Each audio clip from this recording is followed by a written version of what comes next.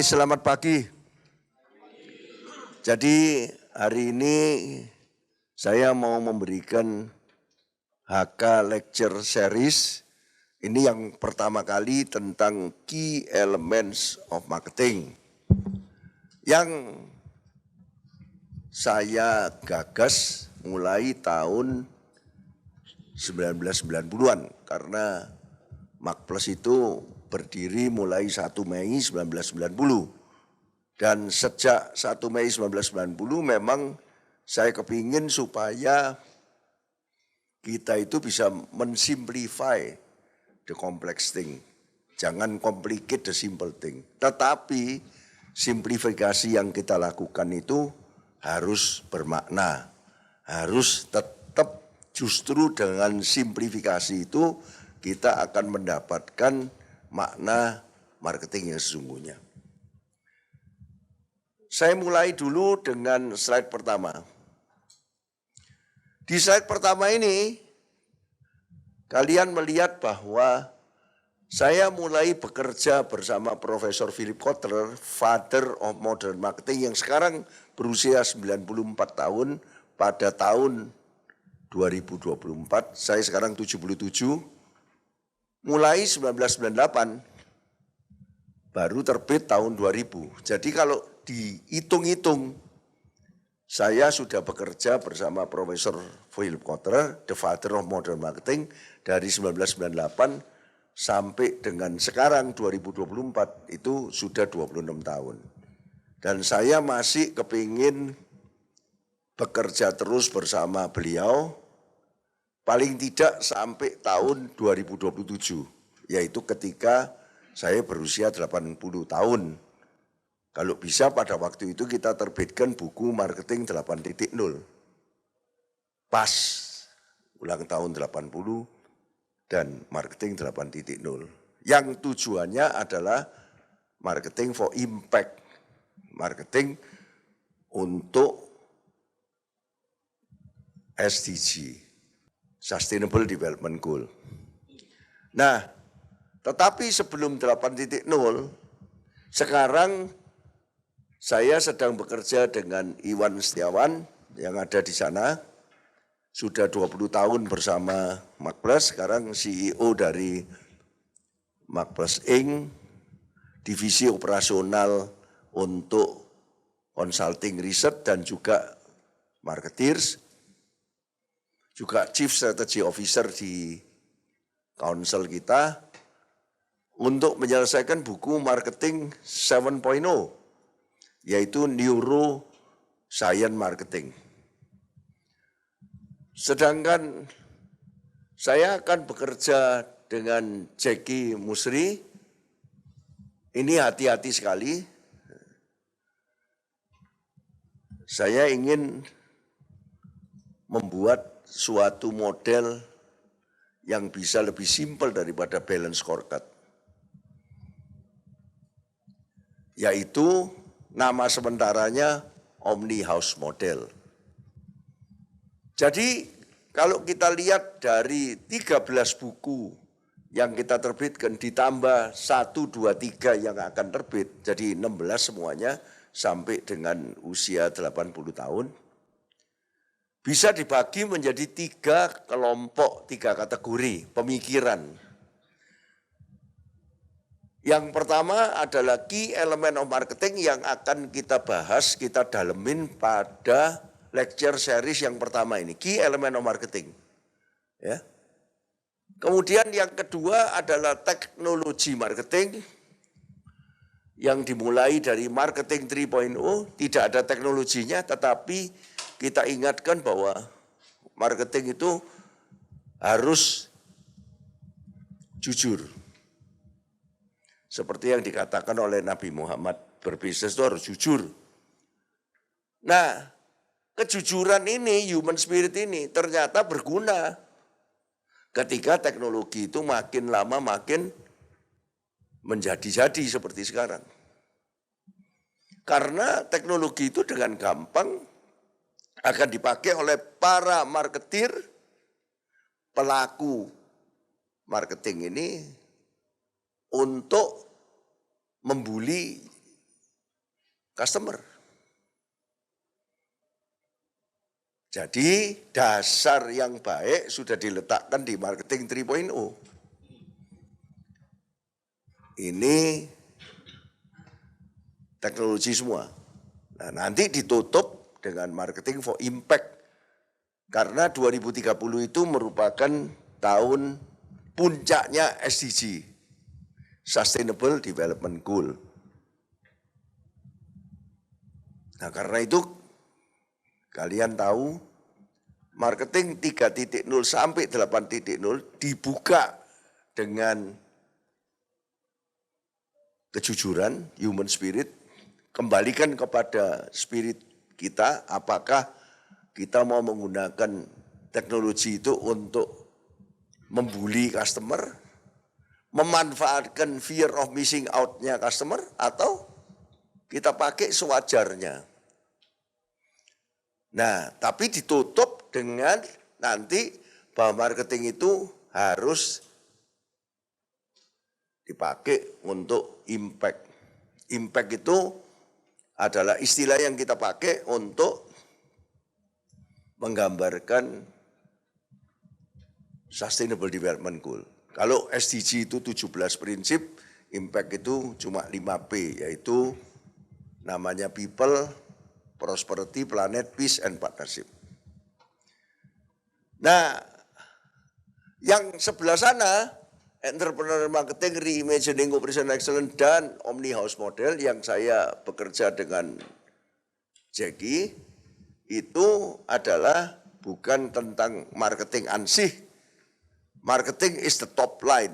Karena tanpa marketing, sebuah bisnis itu tidak akan mempunyai strategi untuk memenangkan persaingan, untuk mendapatkan omset, mendapatkan profit, dan tidak ada value-nya perusahaan itu.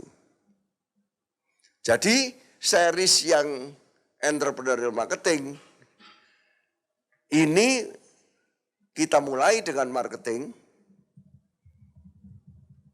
berakhir dengan finance, tetapi yang paling penting adalah operation.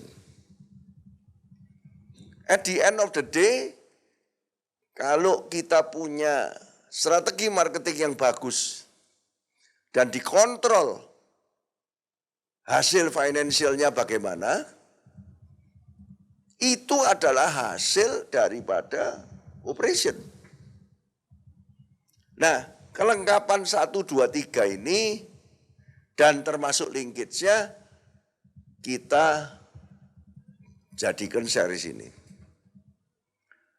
Nah, mudah-mudahan ini memberikan gambaran bagaimana pemikiran-pemikiran saya bersama teman-teman di Makplas. Karena saya sendiri tidak mungkin melakukan ini kalau tidak ada sparring partnernya. Saya butuh sparring partner untuk bisa berpikir jauh seperti ini. Dan saya laki karena Profesor Philip Kotler, mbahnya marketing ini, berangsur-angsur semakin percaya kepada saya, sehingga sekarang memang setelah bekerja cukup lama, dia biasanya menerima apa yang kita usulkan. Dan beruntungnya ada buku, penerbit buku internasional yang menerbitkan buku ini. Sebab kalau tidak ada penerbit internasional yang mau menerbitkan buku ini, ya sebagus apapun konsep kita ya cuma dibaca dan dimengerti oleh orang kita sendiri. Ya, jadi saya sekarang mau masuk ke key element of marketing. Ada 1, 2, 3, 4, 5, 6, 7 buku yang menggunakan model-model itu. Tapi di dalam konteks yang beda-beda.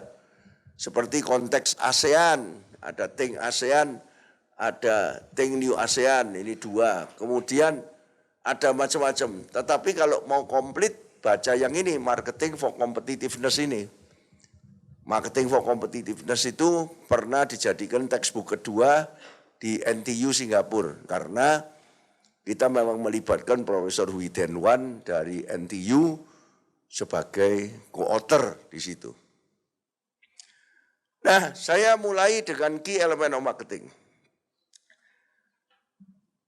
Saya mulai dulu.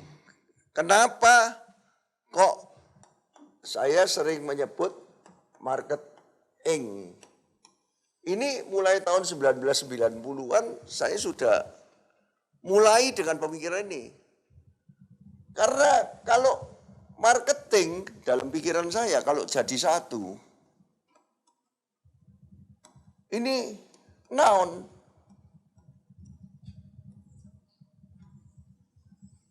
Kata benda. Marketing. Noun. Tapi kalau marketing ini adalah present continuous. Jadi pengertian saya dengan marketing ini adalah bagaimana we are dealing with the ever-changing market. Ingat ya, pengertian kita marketing itu beda dengan marketing. Marketing is a noun. Tapi marketing itu we have to deal with the ever-changing market. Kan kenyataannya market itu selalu berubah. Mana ada market yang tetap? Hari ini sama besok sudah lain. Hari ini sama 1 jam lagi sudah beda. Jadi kalau kita mengatakan to play, bermain. Playing itu artinya kita sedang bermain. Jadi kalau market dengan marketing, market itu berubah terus.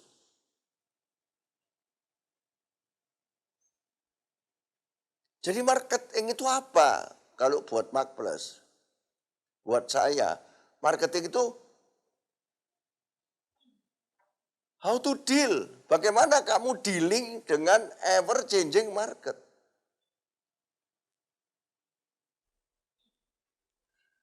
Nah, market itu apa sekarang? Market itu isinya adalah supply dan demand. Ini pinjam dari orang ekonomi makro. Siapa yang mensuplai barang di market? Ya company-company yang memproduksi barang itu. Siapa yang memakai? Customer. Atau potensial customer yang digodain untuk membeli barang yang dibikin. Jadi mudah-mudahan kalian sekarang mengerti. Kenapa market itu selalu berubah? Karena mungkin ada supplier baru. Mungkin ada company baru. Atau company yang lama tapi berubah harga, merubah harga, melakukan promosi, memberikan diskon, atau merubah packaging. Customer sendiri berubah enggak? Berubah. Tadinya customer itu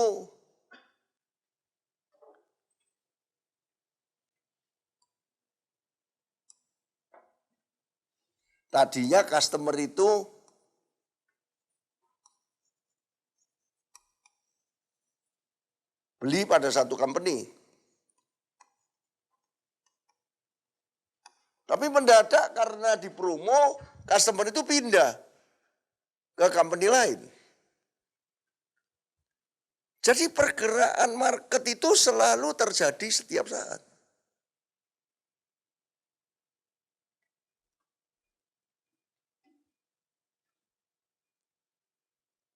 Jadi kita mulai dari sini dulu.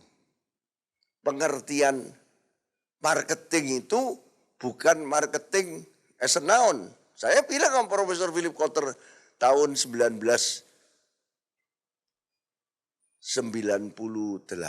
ketika saya pertama kali ketemu beliau secara intensif di Moskow.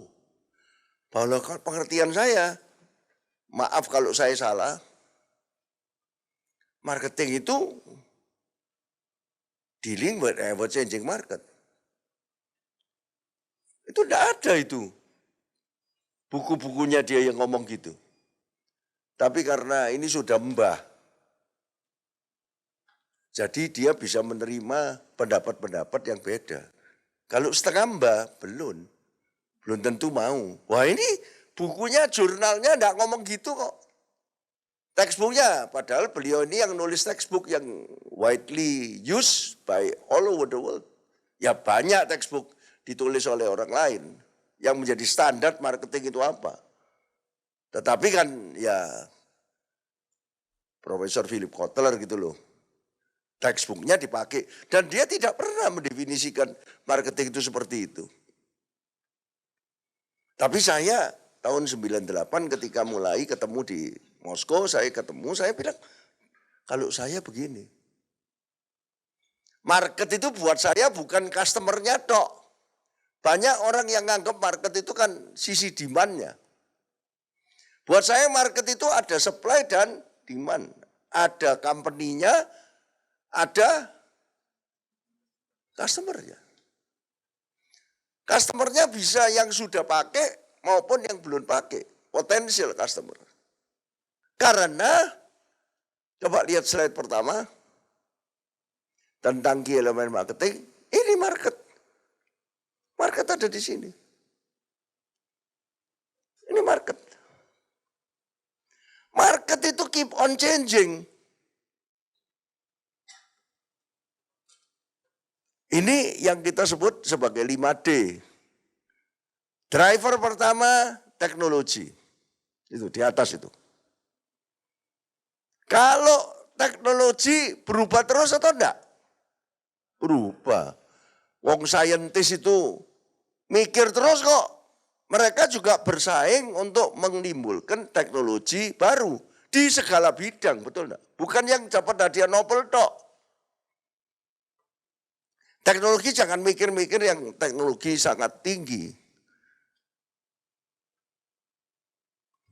Tapi teknologi yang sangat diperlukan untuk menang di market. Tapi sangat jauh itu. Teknologinya saya taruh di atas. Yang namanya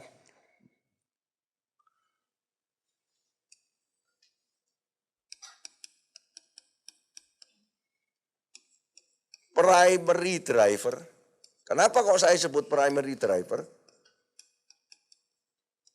Karena kalau ada seorang teknolog yang menciptakan sesuatu,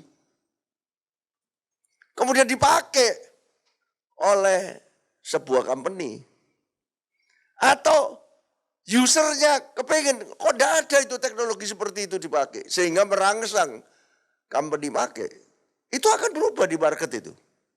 Tapi kan sangat jauh. Karena di tengahnya ada yang namanya political, legal, ekonomi, social culture. Nah ini coba lihat ya. Di sini tingkat 2 ini.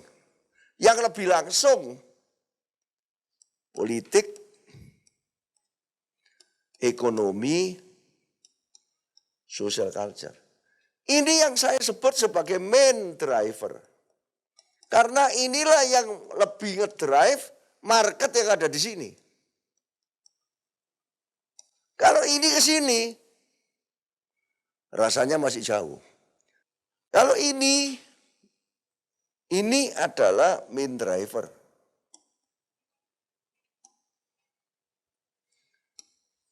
Politik,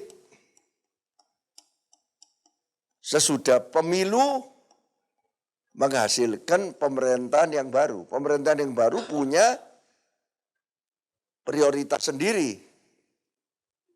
Legal itu adalah aturan yang dibuat oleh pemerintah yang sah.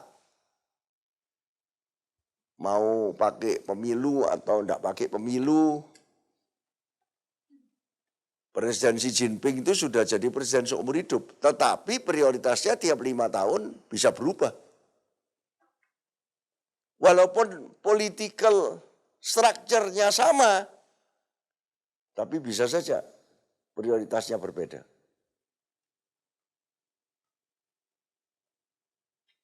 Dan kalau legalnya berubah, pengaruh ke market itu akan cepat sekali. Ini enggak boleh, ini boleh, ini dikasih pajak, ini enggak. PPN hanya untuk barang mewah, nah, yang barang bawah enggak kena. Yang jual barang mewah kepikiran sekarang. Itu berlaku untuk pemerintah pusat, pemerintah provinsi, dan pemerintah kota. Bahkan sampai camat-camat pun bisa bikin peraturan. Ini warung ini enggak boleh di sini. Ketua RW juga bisa bikin peraturan ya. Sampah ditaruh sana, padahal usaha kita ada kaitannya dengan sampah. Jadi yang disebut political legal itu adalah suatu structure, power structure, orang yang punya power yang market ini tidak bisa apa-apa, market ini harus nurut kepada political power. Ini support power ini.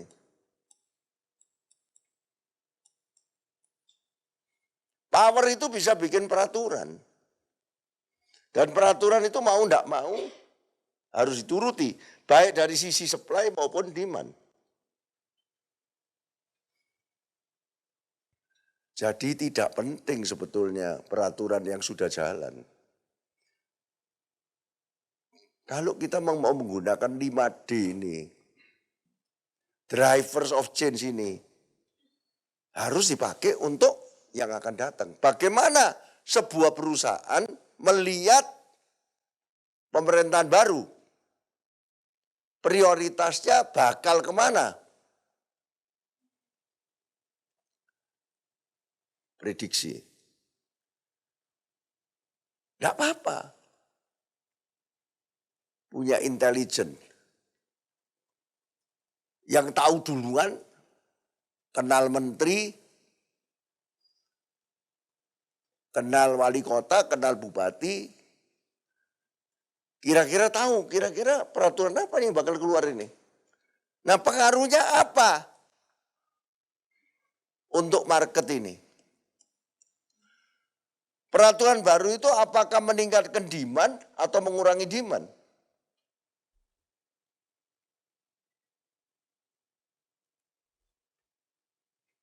Peraturan baru itu bagaimana memanfaatkan supaya kita tidak ketinggalan dibanding kompetitor. Supaya supply kita lancar daripada supply-nya kompetitor.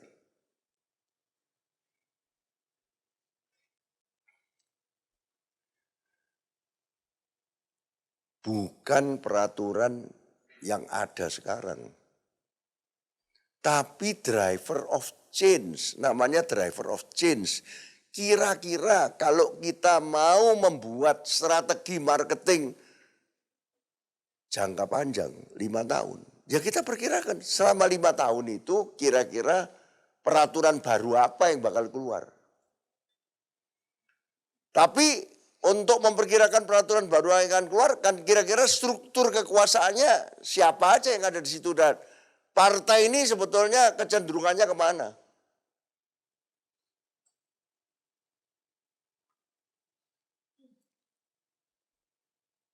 Kalau sekarang Pak Prabowo sudah punya Prabowonomics, 8, 17, 8, 8 Astacita,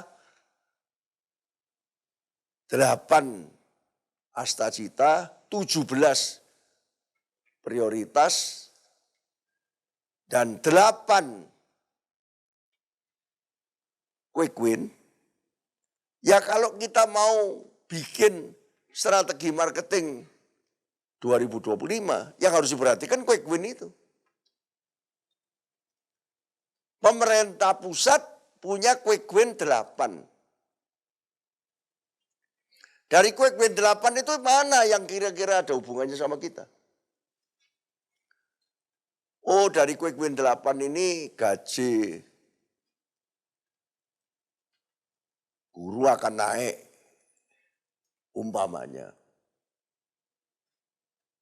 Saya termasuk perusahaan yang mensuplai barang enggak ke guru-guru. Atau ada kaitannya. Itu yang dimaksud dengan driver of change dari political legal.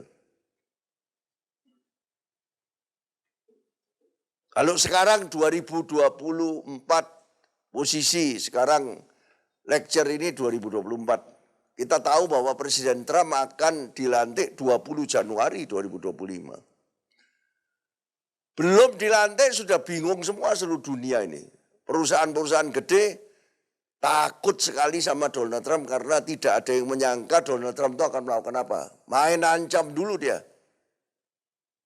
Jangan main-main, saya pokoknya make America great again. Itu berarti apa? Amerika nomor 1, Amerika first.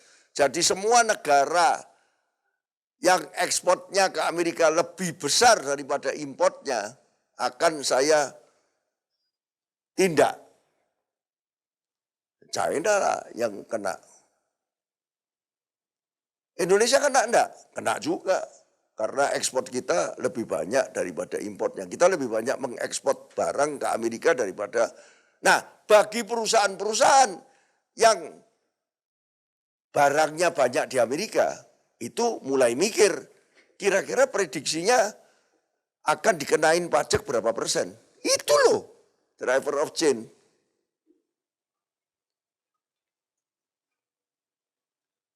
Kalau kita berada di consulting project, kita bekerja sama dengan klien untuk berpikir, kira-kira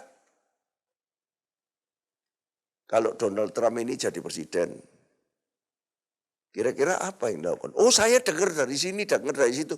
Enggak apa-apa. Memang namanya intel itu dengar-dengar dari mana-mana, nyamar bila perlu. Bukan cuma mengatakan Trump sudah terpilih. Trump terpilih itu bukan. Tetapi Trump sudah terpilih. Tetapi kalau Trump terpilih, peraturan apa yang bakal keluar? Yang kira-kira ada efeknya kepada bisnis si klien ini.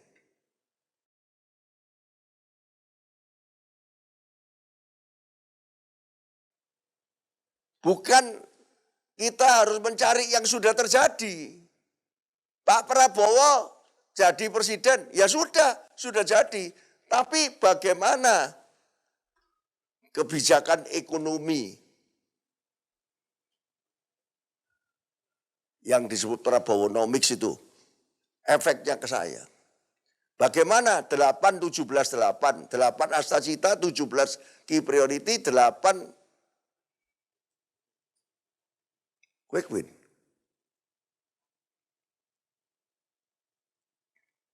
Jadi ada hubungannya antara political legal dengan ekonomi. Jadi ada hubungannya antara ini political legal dan ekonomi. Karena kebijakan daripada orang yang punya power itu akan mempengaruhi duit yang ada di sini. Ini power ini. Ini money. Money ini flow-nya kemana nanti? Swasembada pangan, itu berarti orang yang berada di pertanian akan mendapat rezeki lebih banyak. Perumahan 3 juta setahun. Wah, orang yang berada di properti lebih bagus. Tapi otomatis semua orang kepingin masuk situ, kompetisinya juga berat. Swasembada energi, bagaimana pengaruhnya kepada perusahaan-perusahaan energi?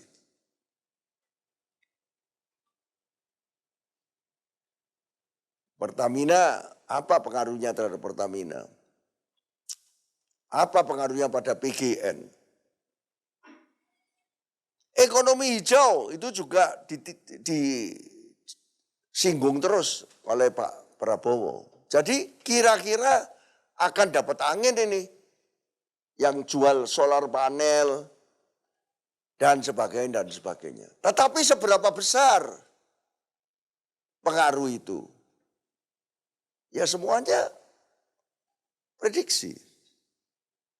Marketing kalau tahunya cuma promosi, marketing tahunya cuma TikTok, marketing cuma tahunya selling.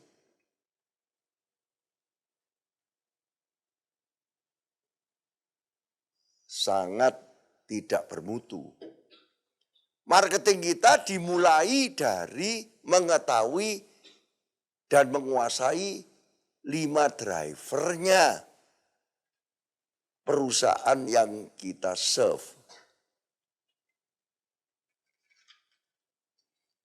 Apa itu social culture?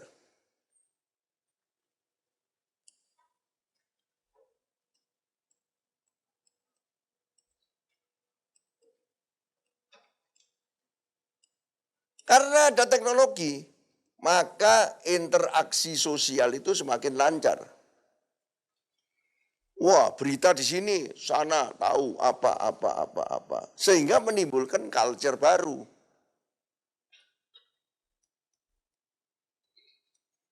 Karena itu orang mengatakan sekarang generation Z itu lain dengan generation yang sebelumnya. Karena tidak ada sosial media. Dan sosial media itu diharapkan untuk apa sebetulnya? Demokratisasi, katanya Mark Zuckerberg pada waktu pertama kali mulai Facebook. Untuk demokratisasi artinya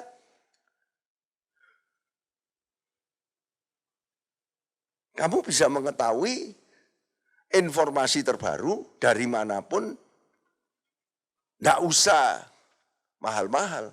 Kalau dulu mesti abonemen sama satelit TV untuk mengetahui CNN. Sekarang semuanya gratis ada. Itu demokratisasi ekonomi, demokratisasi sosial. Ide bisa kemana-mana, tapi kenyataannya apa?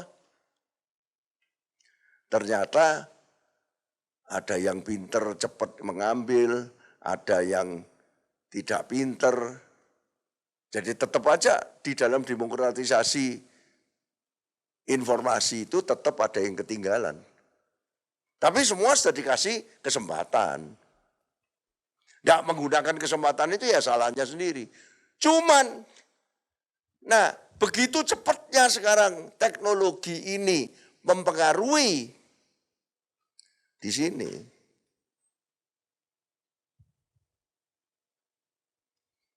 Sangat cepat sehingga menimbulkan generasi yang belum matang ini, generation Z ini, menjadi fear of missing out. Takut dia ketinggalan. Dan belum tentu informasi yang masuk itu adalah informasi yang semuanya bagus. Kalau punya uang 100 ya dibelanjakan 70%. Kalau enggak punya uang 50 ya 70% dari 50. Tetapi karena demokratisasi informasi, saya takut ketinggalan. Teman saya nonton konser, masa saya enggak? Utang dulu, apalagi utang sekarang gampang. Nah inilah social culture itu adalah elemen yang paling sulit dipahami, tetapi harus melakukan analisis ke sini karena market ini semuanya dipengaruhi oleh 1, 2, dan 3. Karena apa disebut main driver? Karena ini yang langsung. Nah, tapi dari 1, 2, 3 ini yang paling gampang dibaca mana ini? Kalau ada perubahan peraturan, itu sudah telat sebetulnya. Prediksi peraturan apa yang akan keluar. Sehingga kita antisipasi duluan. Perusahaan saya harus melakukan apa? Kira-kira kalau ada aturan baru kayak begini, maka akan terpengaruh ke sini dan ke sini. Loh ini jangan main-main, ini bisa mengaruhi ke sini dan bisa mengaruhi ke sini.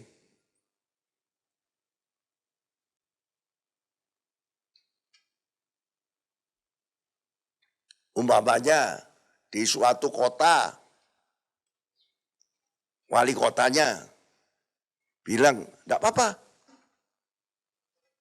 Untuk memajukan bisnismen mau nginep di kota ini, nightclub saya kasih izin. Apa pengaruhnya? Besar sekali. Ke market. Tidak semua market akan terpengaruh, tetapi beberapa market akan terpengaruh. Market minuman keras mungkin senang. Wah ini ada tempat ini. Terus market entertainment mulai senang. Oh yang ngeband saya dapat market ini kira-kira. Bla bla bla bla bla.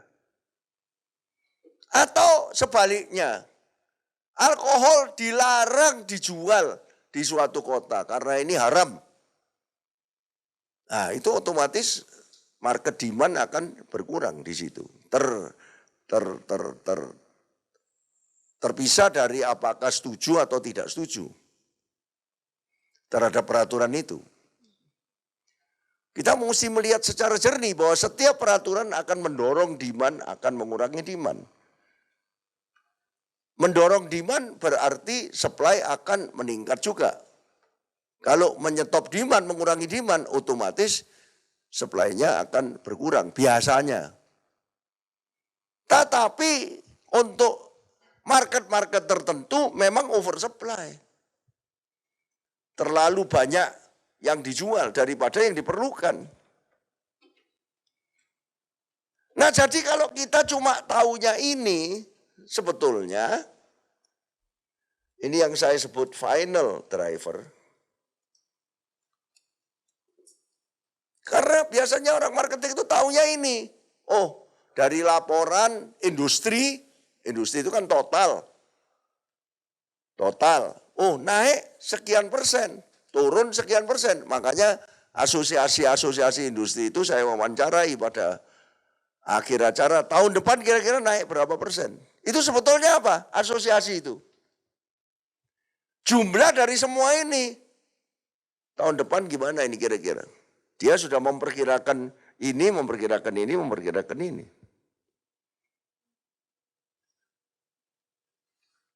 Barusan ini, Ketua Asosiasi Gabungan Industri Makanan dan Minuman mengatakan, ya kalau 2023 ke 2024 saya naik 5,5%. Tahun depan kira-kira naik 6% lah. Loh, kan ada proyek swasembada pangan.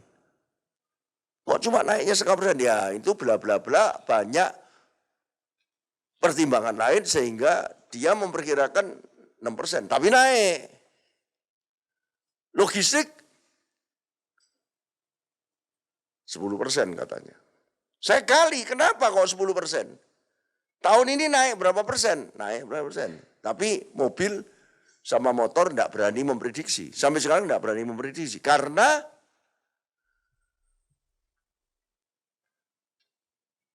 ininya belum tahu kira-kira bagaimana.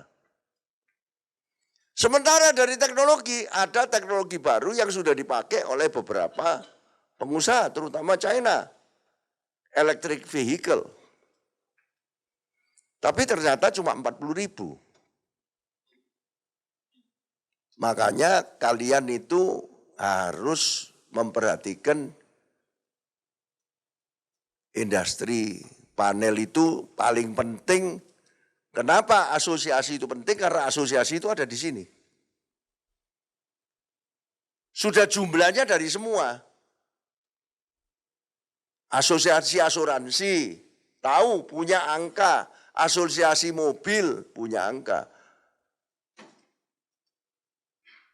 Waduh, kita enggak bisa jual 1 juta ini. Dulu pernah cita-cita 1 juta mobil per tahun, sekarang cuma 850.000 katanya.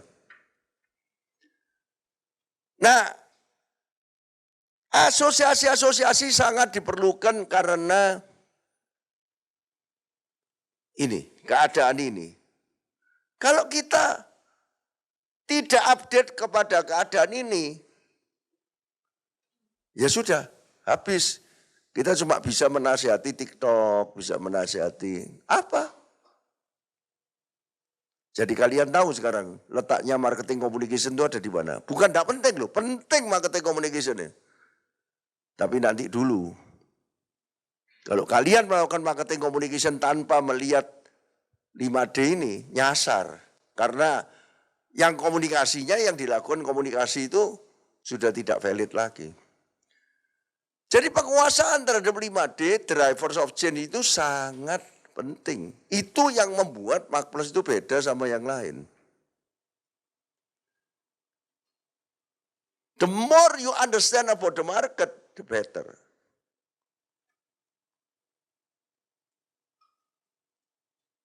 Tapi kalau kamu bisa lebih ngerti lagi, ini bakal ada peraturan baru. Keadaan ekonomi dunia seperti ini. Dan social culture Indonesia ini dengan teknologi macam-macam ini sekarang menuju ke sini loh. Kita tidak boleh berpendapat. Kita tidak boleh pro sama, pro sini, tidak boleh. Kita harus hilangkan identitas kita semua. Tetapi kita harus secara objektif melihat ini. Apalagi kalau bisa melihat ini. Wah, ini hati-hati loh. Ada teknologi baru yang sudah ada di Eropa, sudah mau masuk, atau di China sudah ada begitu. Ini kayaknya saya dengar mau masuk ke Indonesia. Tidak lama lagi, 3 bulan lagi akan masuk ini. Akan mempengaruhi ini. Minta izin, sedang minta izin ini. Jadi kalau kalian sudah mengerti 5D ini, kalian ngerti bahwa marketing is dealing with the ever changing market. Intinya marketing itu dari sini. Bukan marketing communication, bukan selling, bukan promosi.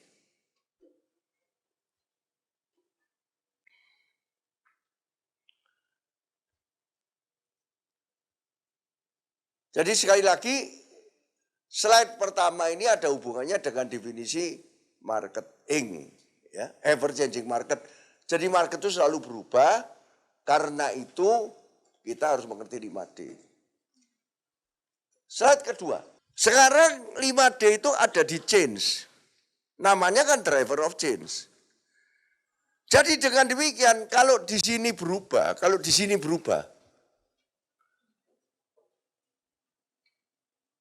maka ini akan ngefek ke kita.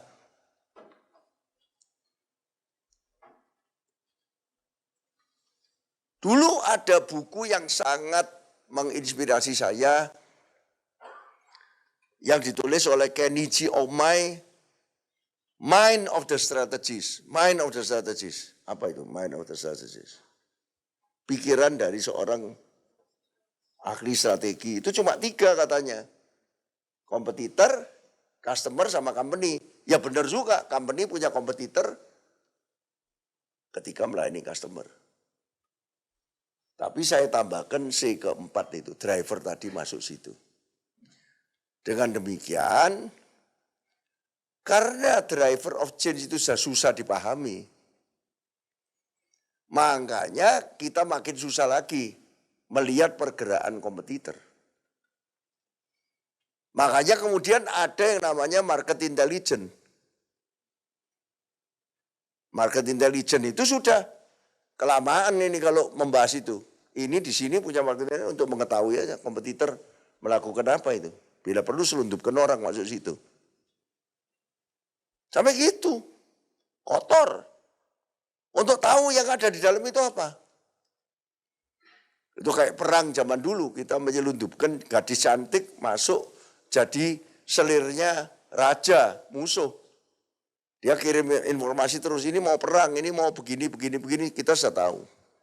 Jadi saya tambahkan change di atas, numpuk pada 3C menjadi 4C, maksudnya supaya apa?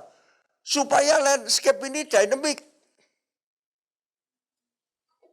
Mengingatkan kita bahwa ini berubah terus ini. Orang kan dipikir bikin strategi sekali, beres. Udah setahun bisa dipakai. Ternyata enggak kan. 5D itu kan berubah terus. 5D itu berubah terus. Nah kalau perubahan itu dimanfaatkan oleh kompetitor daripada company, ya kalah kita. Kompetitor lebih membaca dulu. Dan kira-kira perubahan yang ada di 5D ditangkap duluan, diberikan kepada customer. Kita kalah cepat. Atau biarin. Ada company yang tidak mau menjadi duluan, biarin aja. Dia ngambil dulu. Ada yang begitu. Ngambil dulu, enggak apa-apa. Saya late. Tapi begitu kelihatan berhasil, langsung kita besar-besaran. Jadi it's strategy.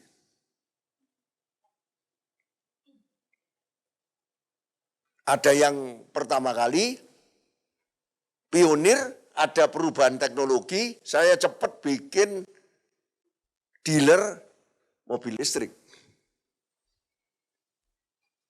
Padahal, oh iya masih 40.000. Mobil listrik hybrid 60.000. Aku kaget juga itu dengerin. Rasanya sosial medianya keluar terus itu. BYD mengalahkan Tesla. 1,2 juta mengalahkan Tesla, tapi belum mengalahkan Toyota. Yang ketiga, yang disebut PDB, adalah kalau kalian sudah tahu 4C-nya, kalian harus menentukan diferensiasi apa yang Anda punya. Kita tetap berpegang, it's better, you don't need to be better, you don't need to be the best, you just need to be different. Saya selalu gitu. Differentiation itu ada dua, konteks differentiation atau content differentiation. Nah, sekarang saya dapat yang baru lagi. Content differentiation itu ya bisa disingkat dengan QC-nya, quality and cost-nya. Jadi orang itu kalau beli barang kita merasa ini bagus tapi murah. Bukan murah, tetapi karena saking bagusnya lebih besar daripada harganya, maka Q per C-nya bagus. Bisa disingkat seperti itu. Quality-nya bagus, harganya oke. Harganya mungkin lebih mahal dari yang lain 10%, tapi quality-nya lebih bagus 20%. Sedangkan kalau konteks itu bisa disingkat DS, delivery and service. Saya dapat ini sekarang. Lebih gampang lagi. Tapi tidak dibahas hari ini. Delivery dan service. Di dalam Mac Plus Conference itu saya kasih contoh BYD itu bagus di QC, content differentiation. Karena dia bisa bikin barang yang lebih murah dan bagus. Bagaimana delivery service-nya? Ya mungkin tidak terlalu menonjol ya, biasa-biasa aja.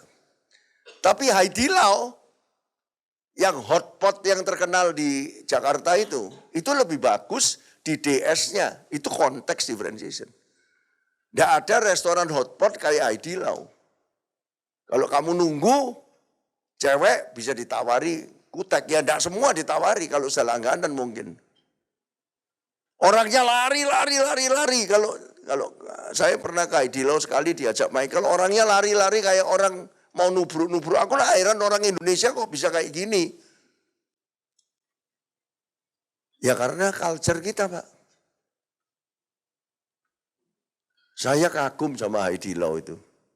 Dia tidak di content differentiation. Makanannya ya hotpot biasa. Mungkin makan di hotpot di bawah itu juga sama aja itu. Tapi variasi, sambelnya banyak, apanya banyak, itu service. Jadi konten and konteks diferensiasi. Kalau kalian bisa beda di dalam dua-dua, luar biasa. Jadi PDB ini bedanya diferensiasi sama positioning itu persepsi yang kita mau ciptakan. Sebuah brand, ini bukan logo, bukan merek, bukan apa, yang harus punya identitas. Identitas itu diomong-omongin terus. Coba lihat Coca-Cola. Siapa yang tahu Coca-Cola apa sekarang? Tapi kalau kamu berpikir Coca-Cola, apa Coca-Cola itu? Hah? Perayaan, Pak. Perayaan apa? Perayaan kebersamaan sama teman-teman, saat happy-happy, saat ngumpul, saat hangout. Perayaan bersama teman-teman. Kalau kamu, Nadira, apa? Coca-Cola. Biasanya sih Coca-Cola itu memang untuk togetherness ya Pak. Untuk celebrating togetherness, recipe for magic. Gitu. Kalau biasanya iklan-iklan misalnya nonton bola gitu sambil ada Coca-Colanya. Yang kalau menemani suatu kayak holiday season gitu-gitu tuh biasanya ada Coca-Cola di situ. Nggak ada yang ngomong Coca-Cola itu isinya apa ya?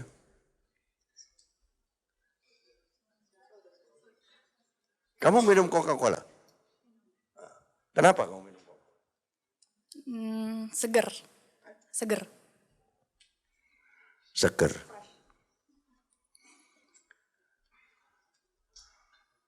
Itu minuman bersoda kan? Yang tidak sehat kan sebetulnya. Tetapi dia bisa membuat semua orang tidak berpikir mengenai ketidaksehatan itu. Itu berarti apa? Dia berhasil main di konten atau konteks? Konteks. Sampai orang lupa pada kontennya, bahwa kontennya itu zaman dulu orang tidak ngerti kalau itu tidak sehat. Sampai sekarang orang ngerti kalau itu tidak sehat. Tapi orang sudah lupa itu. Tapi tidak menunggu orang sampai protes, dia bikin diet Coca-Cola yang kalorinya lebih rendah. Tetap aja tidak sehat sebetulnya. Sehingga The Coca-Cola Company membuat macam-macam minuman yang secara konten mungkin kesehatannya lebih tinggi daripada Coca-Cola. Itu berarti apa? Coca-Cola sebagai brand, positioningnya kan tadi happy, togetherness, apa-apa. Walaupun kamu lupa pada tagline-nya. Tapi positioning itu adalah persepsi yang sudah tercipta. Yang bisa dipicu oleh sebuah tagline. Diamonds are forever. Langsung. Semua cewek mau beli diamond. Mereknya apa? Itu dibuat oleh asosiasi diamond zaman dulu. Untuk membantu anggotanya. Sehingga cewek itu kalau udah dikasih diamond sama pacarnya, belum apa-apa. Makanya sampai ada diamond palsu dan sebagainya. Persepsi diamonds are forever itu sangat kuat. Coca-Cola is happiness itu sangat kuat.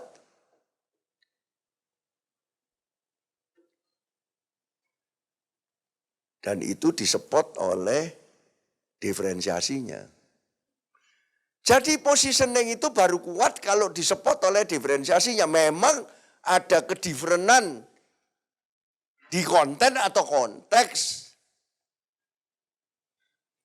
Ini persepsi yang ingin diciptakan harus disupport oleh diferensiasi. Diferensiasi di konteks itu susah. Kalau diferensiasi di konten lebih gampang sebetulnya. Nggak sehat ya dibikin aja sehat. Tapi belum tentu kalau sehat itu laku kan. Tapi di konteks gimana itu? Bagaimana Coca-Cola menciptakan happiness? Kalau sudah jadi ya bagus itu. Tapi menjadikan itu gimana itu? Jadi PDB ini adalah inti daripada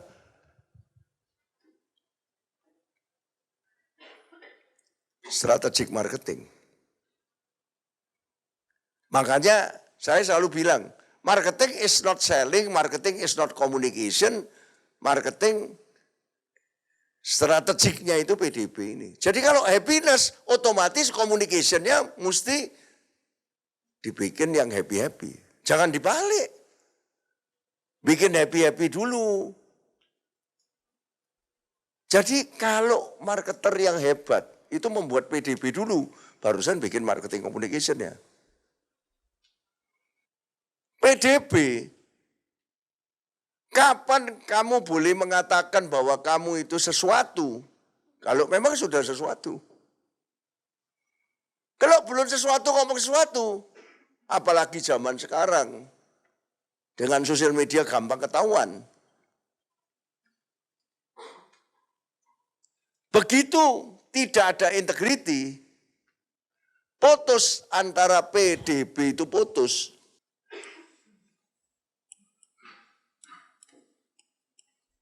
Kalau ini putus, artinya kita memposisikan diri sebagai juara, padahal kita tidak pernah juara.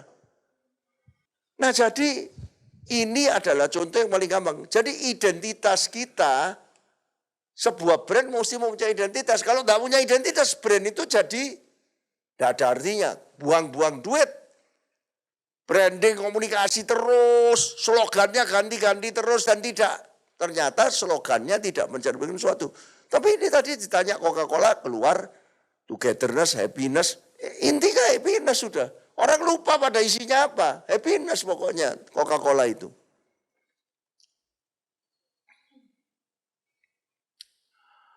Nah,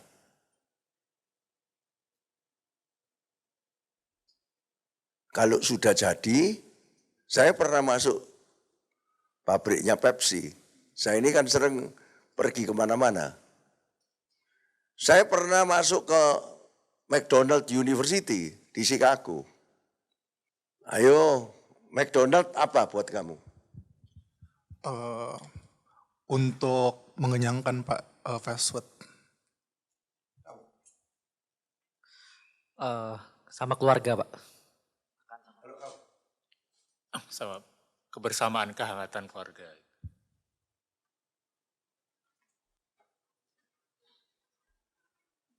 Kamu apa? Anak-anak Pak, karena dia ada mainan dan segala macamnya, Happy Meal. Tempat kerja Pak, tempat kerja. Nugas gitu.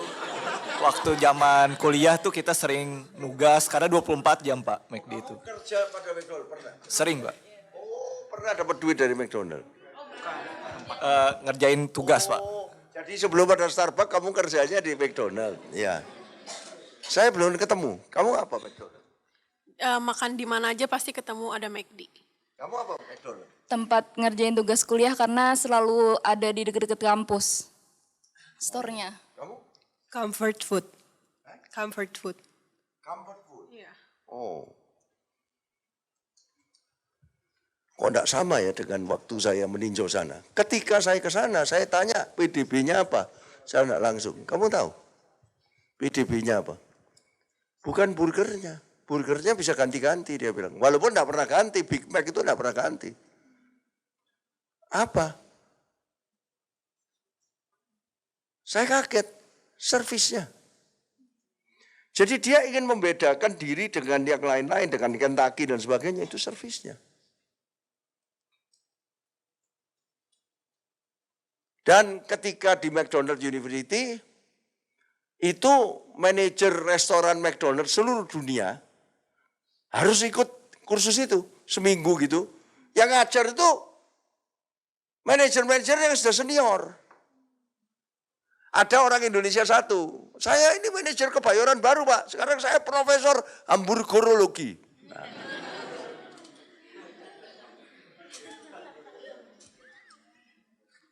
Tahu, sebentar lagi tahu-tahu ada ibu-ibu datang masuk kelas, ngamuk-ngamuk. Ngamuk betul, karena dia barusan makan di McDonald sebelahnya kampus itu, di Amerika kan ada di mana-mana.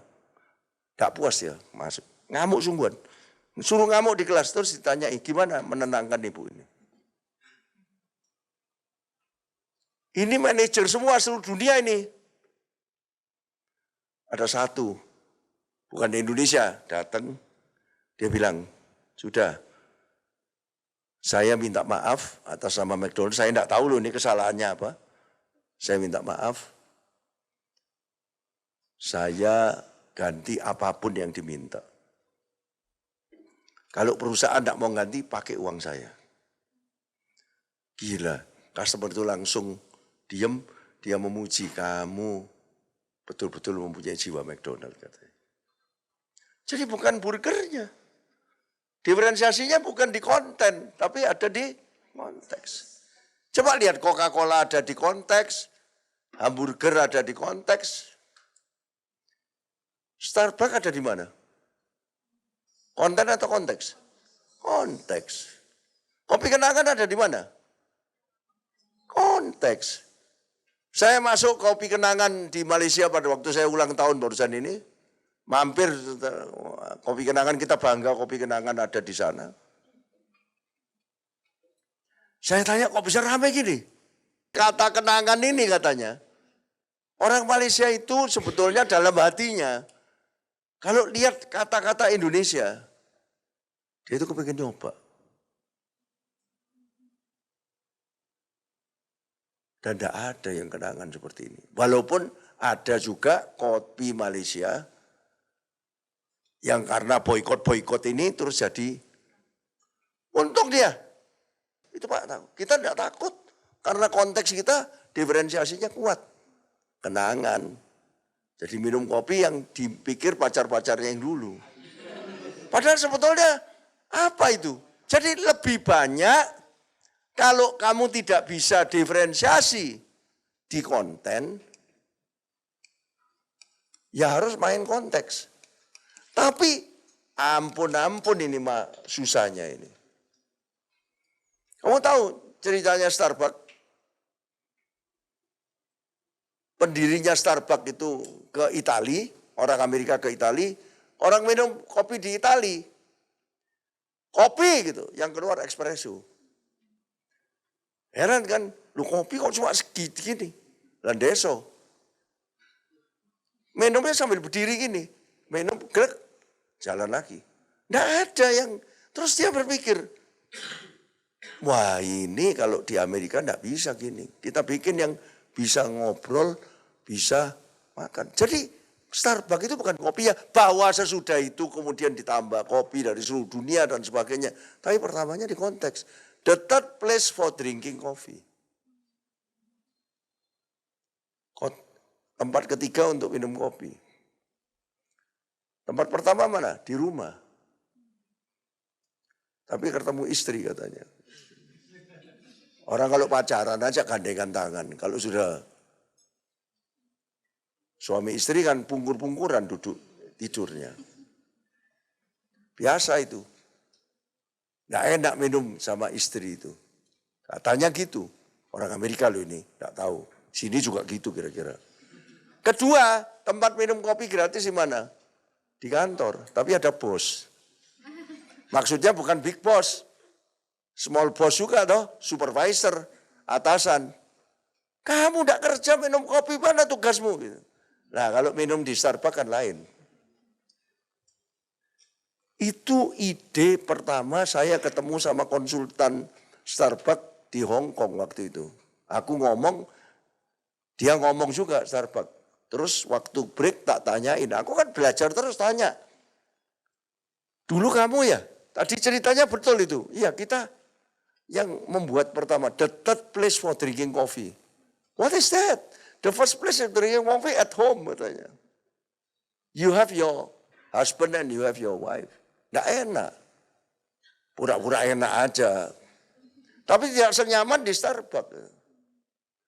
Idenya dari mana? Dari Italia itu karena orang kok cuma gerak pergi lagi. Itu kalau dikasih tempat, nggak ada pada waktu itu orang minum kopi kayak begitu. Itu loh Barat. Orang Amerika itu bikin branding itu jangan main-main. Kita di konten, dia di konteks. Sampai sekarang pun China mainnya di konten. Karena nggak bisa main konteks. Maaf ini. Nah ini jadi ya, makanya itu pengertian PDB itu seperti itu. Jadi diferensiasi, kamu bisa milih konten atau konteks yang disupport oleh infrastruktur diferensiasi. Infrastruktur apa? Kalau mau disingkat, human sama teknologi, sudah gitu aja. Lebih banyak di human atau lebih banyak di teknologi. Kalau konteks itu lebih banyak di human. Humannya itu memang betul-betul harus betul-betul. Seperti kopi kenangan di Malaysia itu ya sangat Indonesia. Orang Malaysianya disuruh gaya Indonesia. Loh gimana kamu ngelatihnya? Aku kan tanya terus. Pak, diajari ngelayani pakai cara Indonesia. Dikasih nama Indonesia juga. Punya nama Indonesia. Loh, namanya kan hampir sama. Ya, tapi kan banyak Pak. Kalau di sini, loh, nama Indonesia itu kadang-kadang orang Malaysia sangat kepikiran loh Pak. Jadi bagaimana kamu tahu customer yang kamu tuju sehingga positioningnya kamu beda dengan orang lain. Tapi,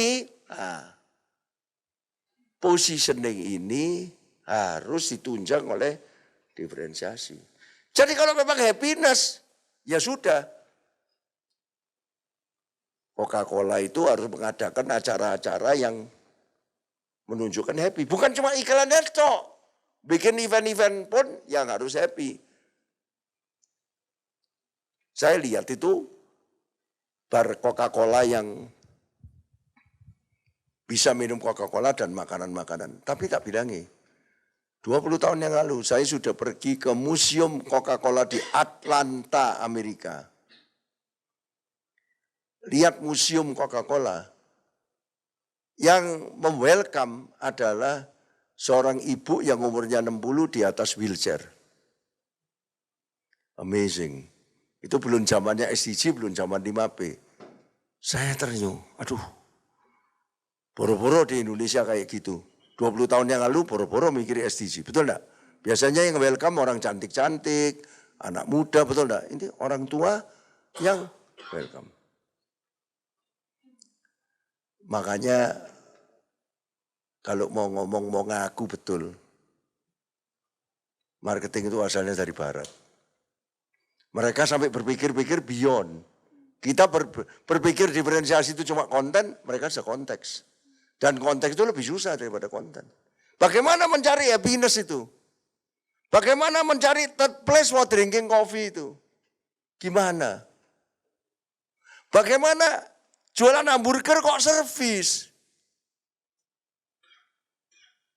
Gila itu. Tapi ada satu toko diamond di China yang hebat. Tahu kamu? Saya tanya sama Liwe di Shenzhen, itu toko itu kok rame gimana? Yang antri laki semua. Antri, laki-laki muda. Kenapa?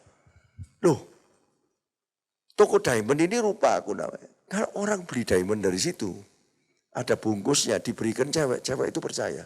Karena dicatat sama toko itu, dia tidak boleh beli diamond untuk cewek lain. Jadi itu cinta sejati. Hanya diberikan pada satu orang. Karena orang laki kurang ajar. Beli pada toko yang sama dikasih ini, dikasih ini, dikasih ini. Kalau mau beli untuk cewek lain ya mesti di toko lain. Jadi beli di situ hanya untuk cewek itu tok. Gila enggak? Itu diferensiasi luar biasa itu. Konteks itu ya. Bahwa kemudian pakai hati, pakai apa itu sih lain. Ternyata di Cina juga ada itu kayak gitu ya. Boleh juga itu. Kalau persaingan sudah semakin meningkat, kamu terpaksa cari akal diferensiasi di konteks juga. Nah itu semua itu pengambilan risiko. Makanya PDB ini sangat penting karena dia menimbulkan brand image dan harus investasi besar-besaran. Makanya perlu entrepreneurship untuk PDB itu. PDB itu strategic marketing. Jadi kalian harus tahu bahwa PDB itu strategic marketing yang dipertaruhkan besar-besaran. Dan kalau sudah kayak kita, simplification itu is our differentiation. Differentiation besarnya. Susah loh dirubah. Terus mendadak besok mau tak rubah. Wes ruwet aja kita, akademik aja. Susah loh. Terus datengin profesor apa semua dari enggak bisa. Susah toh. PDB itu sekali ditentukan biasanya untuk jangka panjang. Karena itu namanya strategik.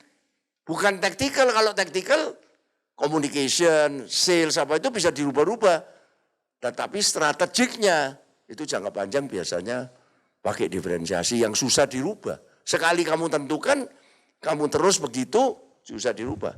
Dan jadi kalau ini jalan, ini perahu, semua mesti mendayung ke arah yang sama. Ini PDB ini. Kalau ini dayung ke sini, ini mau dayung ke sini, ini mau dayung ke sana, ini dayung ke sini. Perahunya muter-muter aja di satu tempat. Akhirnya apa? Image-nya nggak jadi-jadi. Banyak brand yang sudah terkenal tapi image-nya nggak jadi. Paling tidak kita 34 tahun membuktikan bahwa kita simplifikasi yang sampai kelas dunia. Nah kalau saya ditanya, kenapa kok bikin buku terus Pak? Loh aku ini kan Taylor Swift. Yang kalau tidak bikin album ya makin lama makin orang lupa. Bikin album terus, album saya apa? Buku. Iya toh. Mana ada penyanyi yang akan mempertahankan terus kalau tidak bikin album. Albumnya mesti. Tapi yang hebat Beatles, genrenya ganti-ganti. Makanya dia akhirnya menjadi ikon musik, bukan ikon rock tok. Nah, jadi itu PDB.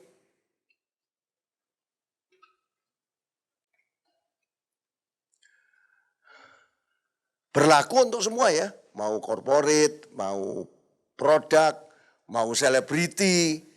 Jadi PDB itu bisa untuk semua, untuk perorangan dan makanya ini satu lagi. Tak kasih contoh yang gampang. Kalau kamu perhatikan sebelum konser ada The Massive yang mendeklar dirinya sebagai voice of impact. Itu advice saya. Karena dia datang sini. Dibawa sama advisernya Pak Hermawan. Ini The Massive ini, saya tidak tahu lagunya The Massive apa. Tapi anak-anak bilang bahwa ini serius, The Massive itu dalam artinya. Ya sudah, kalau kamu sekarang mau repositioning, sedikit saja, jangan berubah terlalu banyak. Kamu voice of impact aja, makanya voice of impact. Itu repositioning yang saya usulkan kepada The Massive. Karena sudah genrenya sudah menuju ke situ gitu. Jadi ini ya intinya. Nah saya terakhir, PDB ini menjadi inti daripada customer management, product management, dan brand management. Jadi kalau saya ditanya marketing itu apa? Ya customer management, product management, dan brand management. Ya marketing itu 3 ini. Product management, jangan main-main sama China. Diferensiasinya sudah jelas. Main apa? QC. Sehingga marketing mix-nya produk, price, place, promotion-nya sesuai dengan QC itu. Quality-nya bagus, cost-nya murah. Sehingga kalau kita lihat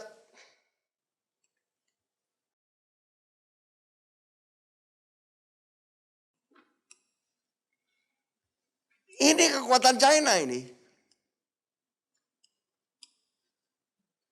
Diferensiasinya terutama pada QC. Ini DS ini.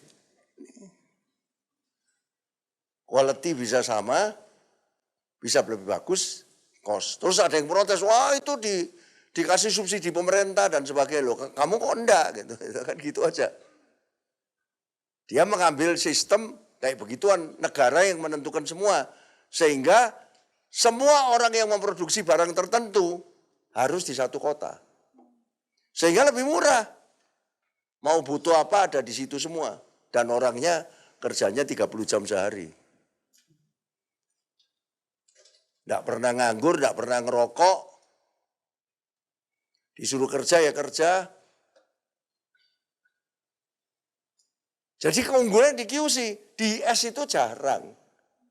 Di S itu ya Huawei itu. Di S lain ya yang contoh tadi, jewelry tadi. Itu DS itu. Betul enggak?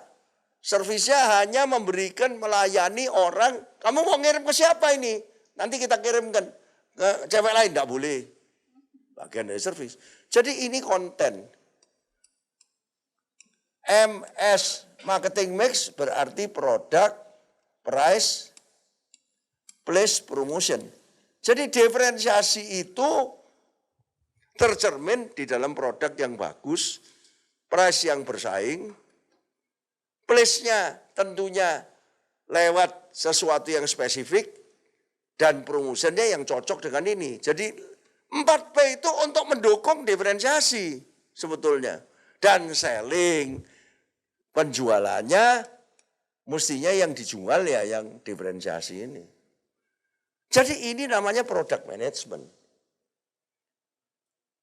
Jadi product management dimulai dari diferensiasi yang diterjemahkan menjadi produk price promotion dan di sell. Yang dijual itu apa? Diferensiasi. Bahwa nanti orangnya tanya mengenai, loh pintunya BYD ini kayak apa? Dalamnya kayak apa? Ya kita masuk ke product features. Nanti kalau service gimana ini? Ya itu masuk ke lain-lain, masuk ke channel, masuk ke macam-macam. Salesman-nya mesti ngomong itu. Pertama, salesman-nya pasti ngomong itu. Saya kemampuannya bisa begini, tapi terbatas. Cuma Surabaya, Jakarta, Semarang, Pak. Karena pom listriknya masih belum ada. Nah, customer management, positioning itu harus dicocokin dengan segmentation dan targeting. Jadi kalau pasar itu di segmen 1, segmen 2, segmen 3, itu segmentation. Jadi tidak ada hubungannya loh segmentation dengan targeting itu. Segmentation itu cara mensegmen pasar. Targeting itu adalah yang mana yang prioritas, mana yang kedua, dan mana yang ketiga. Saya ngambil prioritas di sini. Ini targeting. Jadi awas, jangan kecampur segmentation dan targeting. Saya enggak mau begini, Pak. Saya mau begini. Marketnya sama, bisa dibagi gini. Atau saya mau begini. Saya ngambil yang ini. Makanya pada waktu Mark+ Conference, saya cuma pakai top of pyramid, middle of pyramid, bottom of pyramid. Apakah sesederhana ini? Ya enggak sebetulnya. Itu kan disederhanakan saja. Sekarang dengan pengumuman PPN itu yang kena cuma sini tok. Ini enggak kena, ini enggak kena. Karena diprotes orang banyak. Maunya PPN itu semua. Nah kalau ini ya pemerintah dapat penghasilan tidak banyak. Tetapi ya wajar lah. Kalau barang desire yang dibeli, ini kan saya bilang ini desire. Di sini want, di sini need. Ini desire. Kalau barang need dan barang want kena PPN, ya kasihan. Tapi kalau desire enggak apa-apa. Bijaksana menurut saya. Tapi dites dulu toh PPN itu. Kalau saya ngelihatnya gitu. Tapi apakah segmentasi itu cuma berdasarkan ini? Kan enggak. Terutama kalau kita mau lihat pasar tengah, Pasar tengah ini sendiri masih bisa dibagi begini umpamanya. Pasar tengah yang modern, pasar tengah yang konservatif, ada pasar tengah yang lain. Sama. Halal haram, ada yang tidak mempersoalkan itu modern, konvensional, dan macam-macam. Kita sebagai konsultan tidak boleh punya preferensi tertentu. Kita mengikuti harus objektif kepada apa yang terjadi di pasar, dan yang kita tawarkan adalah cara segmentasi yang dia setujui. Dan layak mana dia bertempur, berkompetisi di pasar yang besar, atau yang kecil, belum tentu di pasar yang besar. Pasar besar kompetisinya banyak. Jadi targeting ini adalah kamu fit sama yang mana, makanya fitting strategi. Mapping itu map, buying itu adalah positioning. Buyingnya apa? Buyingnya McDonald itu adalah service. Buyingnya Coca-Cola itu apa? Happiness. Buyingnya. Jadi siapa Coca-Cola? Makanya aku tanya tadi, siapa Coca-Cola? Happiness. Starbucks third place. Tapi siapa yang perlu third place ini? Siapa yang perlu third place ini?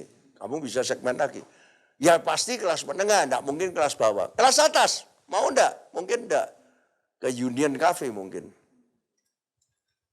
Union Cafe, enggak Starbucks ini apa. Kelas tengah, ada Starbucks, ada macam-macam. Nah, siapa ini? Di antara kelas tengah ini. Oh, orang yang ada di kantor-kantor yang di sebelahnya Starbucks. Kedua, apalagi. Jadi ada 1001 macam untuk mensegmen pasar. Tetapi mana yang menjadi target utama, itulah namanya targeting. Target pertama, target kedua, target ketiga. Yang non-target market, ini jangan disentuh Pak. Buang-buang waktu. Kita pergi non-target market ini buang-buang waktu. Ya, itu namanya customer management. Product management sudah. Nah, value brand management. Itu brand harus diberi service tertentu yang cocok dengan brandnya. Kalau brandnya seperti tadi Diamond tadi, servisnya apa? Ya, tidak boleh diberikan kepada cewek lain. Jadi yang diservis itu bukan yang beli sebetulnya, yang dikasih. Gila enggak itu? Waduh. Aku bilang sama Liwe waktu di Shenzhen, gila ini. Sorry loh, China brand enggak kayak gini loh biasanya. Dan itu tidak ada yang niru di Indonesia ini, Jakarta ini. Tidak ada yang niru sampai sekarang. Padahal itu perasaan cewek yang paling dalam itu. Takut dibully sama cowok-cowok yang kurang ajar ini. Betul enggak? Kalau ada tempat yang menjamin kamu bahwa ini hanya satu-satunya kamu. Jadi kalau terpaksa si laki itu beli di situ, walaupun dia ngasih cewek lain beli di tempat lain. Ya. Ada database-nya. Kamu dulu ngasih siapa? Ini kita kirimkan loh, dan harus dikirim ke rumah. Jadi dia make sure, jadi tidak boleh dibawa. Gila enggak itu? Itu servisnya dia. Jadi servis itu harus cocok dengan brandnya. Brandnya mau kemana, ini PDB-nya mau kemana? Ditambah prosesnya. Proses itu dari hulu sampai hilir. Mulai dari pesennya bagaimana, sampai akhirnya delivery-nya sampai kemana. Hulu sampai hilir. Jadi Diamond itu dari sini, sampai sini, sampai diberikan pengiriman. Nah ini mungkin sama saja ini. Diamond-nya sama aja. Tapi sampai sini mulai lain, ada database dan sebagainya. Sehingga ke sini. Nah, jadi di sini harus dikirim semua ini. Jadi perbedaan mungkin mulai dari sini. Kalau toko Diamond tadi. Di sininya sama toh Diamondnya ya. Tapi kalau BYD ada di hulu. Bedanya sudah. Mungkin di hilirnya sama aja. Waktu jualan, waktu dealer dan sebagainya sama aja. Jadi marketing adalah mulai dari 5D sampai ke 4C, ke PDB, ke 9 elemen. Tapi intinya marketing itu adalah ya product management, customer management, brand management. Kalau mulai dari mana? Ya sebetulnya kalau mau bagus customer management dulu. Cari customer segmen yang mau dituju. Baru dibuatkan produk yang khusus untuk itu. Product management. Baru terakhirnya brand. Tapi ada yang mulai dari product management. Boleh. Saya punya diferensiasi seperti ini. Jadi dicari customer yang cocok. Saya mulai dari brand dulu. Boleh juga. Tapi yang paling bagus adalah kamu berpikir 3-3. Pada waktu saya mendirikan Mark Plus, saya sudah berpikir. Namanya nanti Mark Plus, marketing dan lain-lainnya. Iya, marketing dan lain-lainnya. Mulai dari brand aku. Mulai dari brand. Customernya siapa? Ah ini besar ini. Zaman tahun 1990-an enggak ada orang ngerti marketing. Diferensiasinya apa? Yaitu saya akhirnya mengambil diferensiasi simplifikasi. Tapi mulai brand aku. Kalau boleh ngaku itu mulai brand. Aku senang aja. Marketing itu senang gitu. Mark Plus. Marketing plus yang lain ya. Orang SDM ngamuk, orang teknologi ngamuk. Aku marketing, iya. Marketing tanpa marketing. Kamu kan marketing jualan ya. Tanpa jualan masa bisa? Aku ngomong gitu aja. Ya, jadi hari ini saya tutup lecture pertama ini untuk dihayati, bisa diputer bolak-balik diputer. Tapi ingat bahwa kalau kamu berada pada tataran marketing is communication, marketing is selling, is only tactical marketing itu. Kalau kamu sudah masuk PDB, kamu sudah sesuatu. Kalau sudah masuk PDB terus masuk ke 4C, masuk ke 5 driver, wah, Anda baru betul-betul punya kelas. Jadi saya menutup hari ini dengan harapan supaya kamu semua bisa lumayan mengerti dan mendalami dan ini bisa diulang-ulangi nanti ya. Terima kasih ya.